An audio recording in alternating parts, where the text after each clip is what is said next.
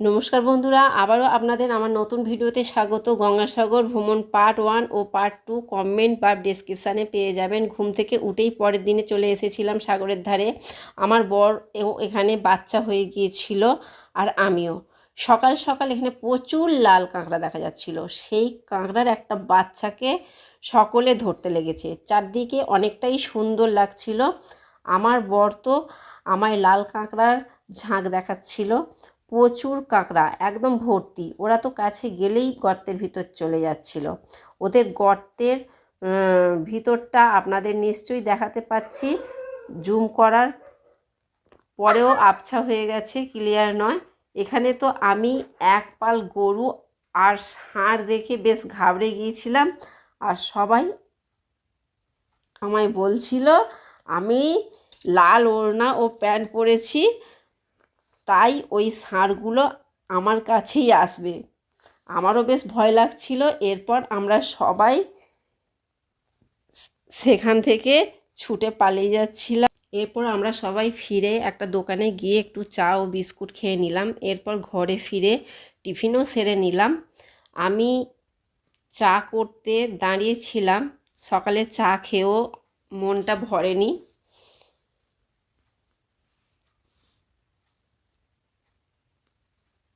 এরপর আমরা ওঙ্কারনাথ ধামের পুকুরে গিয়েছিলাম এবং বাচ্চাগুলো ছুটোছুটি করছিল মাছেদের সঙ্গে খেলা করবে বলে। আগের দিনের কিছু ভাত ছিল, সেই ভাতই বাচ্চারা মাছেদেরকে খাওয়াচ্ছিল।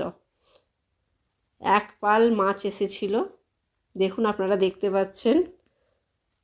বাচ্চারা কত খুশি। এরপর আমরা সাগরের স্নান সেরে চলে গিয়েছিলাম মন্দিরে পুজো দিতে।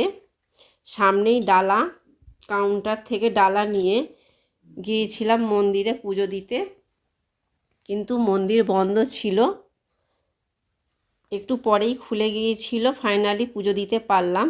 ওখানে কত ঠাকুর, সবচেয়ে ভালো লেগেছিল পরিবেশটা। চারদিকে ধুনোর গন্ধ, আর কপিল মুনির আশ্রমে মেটে সিঁদুর দিয়েই পুজো হয়, যেটা বেশ অন্যরকম। সময় দেখি অনেকে ওইভাবে ঢাক ঢোল সানাই বাজিয়ে পুজো দিতে এসেছে। দেখুন, আপনারা দেখতে পাচ্ছেন কত সুন্দর পরিবেশ। এরপর ওঙ্কারনাথ ধামে গিয়ে ওখানকার মন্দিরেও একটু পুজো দিই। সকালবেলা আরতি দেখে ঠাকুর দর্শন করে এখানের কিছু ছবিও তুলে নিই। আলাদা করে ভিডিও করার কথা তো ভুলেই গিয়েছিলাম। আমরা আগেই বাইরে থেকে একেবারে খাওয়া দাওয়া করেই এসেছিলাম। 12:30 বেজে গিয়েছিল, তাই সবার খিদে পেয়েছিল। ভাত, ডাল, আলু ভাজা, তরকারি, চাটনি পার প্লেট 60 টাকা করে পড়েছিল। খাবার অনেক সুন্দর ছিল। এত সাধারণ খাবার ও এত ভালোভাবে রান্না যে স্বাদ ভোলার মতন না। এরপর খানিকটা রেস্ট নিয়ে বেরিয়ে পড়েছিলাম সাইট সিন করতে। ওখানকার রাস্তাঘাট এত সুন্দর, পরিবেশ বড্ড বেশিই সুন্দর। এখানে একবার গেলে মনই চাইবে না ফিরে আসতে। ওখানকার বড় বড় নৌকাগুলি খুব সুন্দর লাগছিল দেখতে, ভীষণই ভালো লাগছিল। আমি তো বারবারই বলছিলাম বাড়ি আর ফিরবো না। এরপর ঘুরে ফিরে আমরা বিশালাক্ষী মায়ের মন্দিরে গেলাম। বিশালাক্ষী মায়ের মন্দিরটি 300 বছরের পুরানো। দেখুন, খুব ভালো লাগবে আপনাদের। খুব ভালো লাগছিল। ঠাকুর প্রণাম সেরে চারদিকটা ঘুরে দেখছিলাম। দেখুন, আপনারাও দেখুন, পরিবেশটা শান্ত পরিবেশ। এরপর আমরা চলে আসি অটোতে। অটো করে আবার যাই সাইট সিনে একটু দূরে। ওখানকার পরিবেশটাও সুন্দর, যেখানে আয়লা ঝড়েতে ক্ষতিগ্রস্ত এলাকাটা দেখুন। ওখানটা যাওয়ার পারমিশন নেই, তাই আপনাদেরকে গিয়ে দেখাতে পারলাম না। দেখুন, ওখানটায় আয়লা ঝড়েতে কত ক্ষতিগ্রস্ত হয়েছে ওই জায়গাটা, পুরো গ্রামটাই। এরপর আসি একটা মা মনসার মন্দিরে। এখানকার মা মনসার পুজো হয় বেশি। দেখুন, মাকে দর্শন করুন।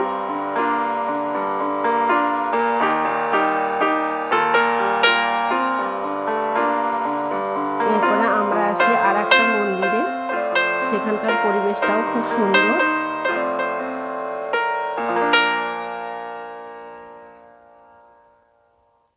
দেখুন আপনারাও, মন্দিরের কারুকার্যগুলো খুবই সুন্দর। এখানে একটা অনুষ্ঠান আছে, তাই প্যান্ডেল হচ্ছে। ওখানে কিছু দান দেওয়ার কথা বলেন ওনারা, তা কিছু দানও দেওয়া হয়েছিল। বাচ্চাগুলো খুবই খুশি, মন্দিরের ভেতরে ছোটাছুটি করছে ঠাকুর দেখার জন্য।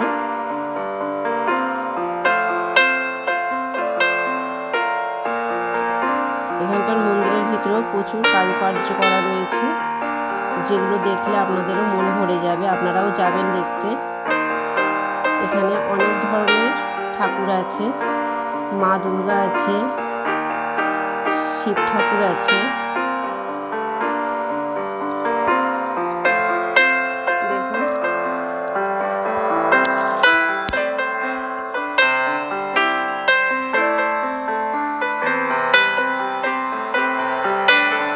এটা একটা শিব মন্দির।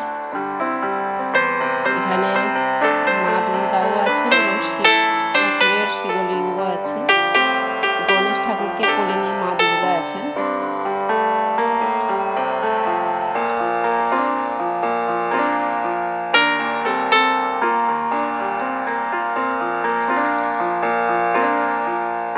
এরপর এখানে অনেক ধরনের ঠাকুর আছে। দেখুন, গঙ্গা দেবীর মূর্তি আছে, মা মনসা আছে। ছবিগুলো হয়তো আপনারা ভালোভাবে বুঝতে পারবেন না, আপনারা জুম করে দেখবেন। আর এইখানে দেয়ালে দেখুন, মহাভারতের সমস্ত কিছু খোদাই করা রয়েছে। খুব সুন্দর দেখতে লাগছে। দেখুন, এখানে কত সুন্দর দেয়ালের মধ্যে খোদাই করে মহাভারত আঁকা রয়েছে। এরপর আমরা বেরিয়ে পড়ি অন্য আর একটা মন্দির দর্শনে। এখানে এলাম যেটা, এটা হচ্ছে রামকৃষ্ণ মিশন। চারিপাশটা খুব সুন্দর, এখানে অনেক বাচ্চারা থাকে। চারিদিকে মনোরম দৃশ্য আপনাকেও মুগ্ধ করবে, আমাকেও মুগ্ধ করেছে। ওখানে নানা ধরনের ফুল ফোটে, খুব ভালো লাগে। এরপর আমরা মন্দিরটার ভেতরে গেলাম। এখানে প্রার্থনা করতে আসে সবাই। দেখুন, আমরাও যাচ্ছি, ভেতরটা আপনাদেরকে দেখাচ্ছি। যদিও এখানে ভিডিও বা ফটো তোলা নিষেধ, তবুও আমরা করেছি আপনাদের সঙ্গে শেয়ার করব বলে।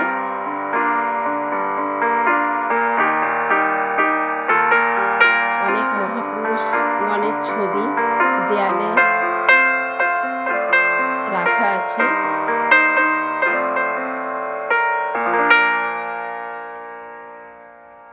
এখানে রামকৃষ্ণদেব, সারদা দেবী এবং স্বামী বিবেকানন্দ মূর্তি আছে।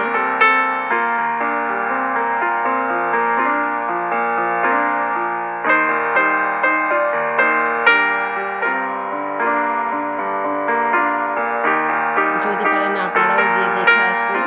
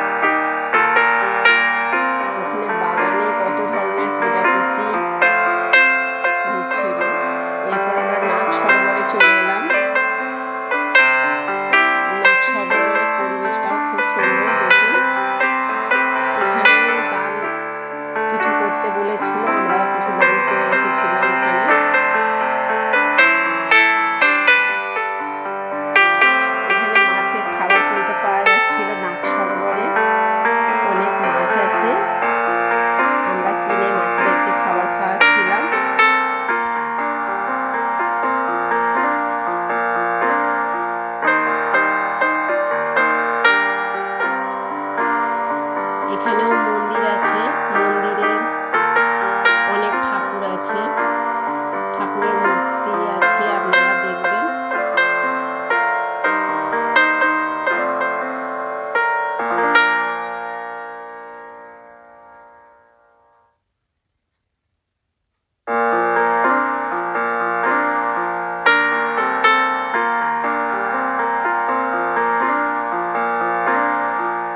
দেখুন আমার বর মাছেদেরকে খাবার দিচ্ছে, মাছগুলো কত আনন্দ সহকারে সেই খাবার খাচ্ছে। প্রচুর মাছ, প্রচুর মাছ। এরপর দেখুন গঙ্গা দেবীর মূর্তি।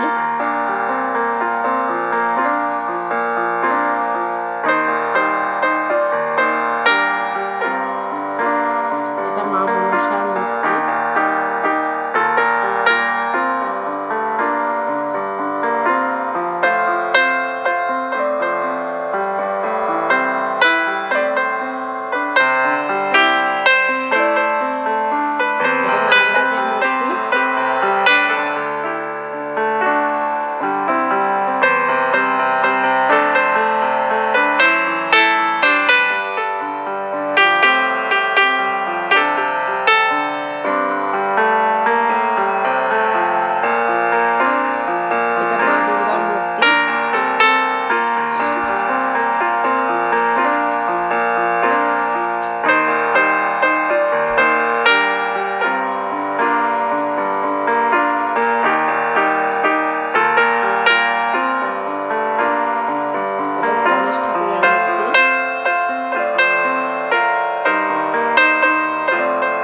এরপরে আমরা চারিপাশটা আবার ঘুরে দেখছি।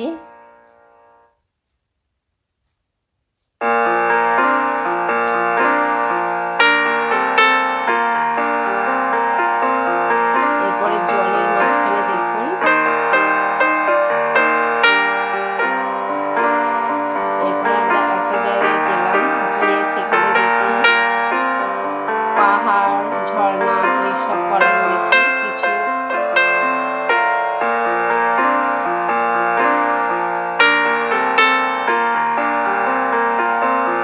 সন্ধে হব তাই